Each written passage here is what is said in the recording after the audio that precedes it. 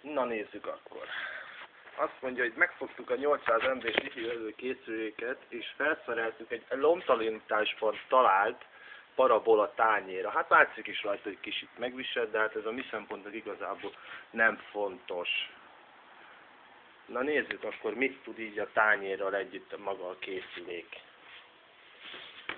Azt mondja, az internet csatlakozást már végrehajtottam az előbb, és pedig mérünk egy speed tesztet. És megnézzük, hogy mit is számít valójában, hogy a tányér a készülék mögött van-e vagy sem.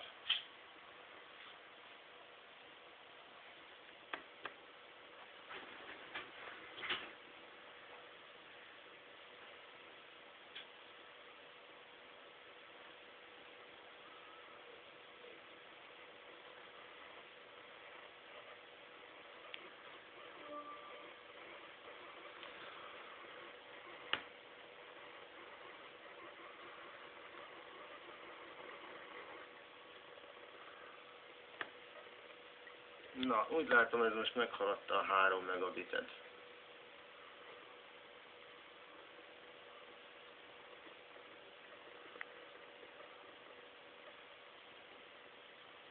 Nagyszerű. Valójában, ha egy ilyen tányér mögé helyezzük a készüléket, vagyis ha egy tányér elé helyezzük a készüléket, akkor nem lesz több jelünk, viszont a kevesebb jel erősebb lesz.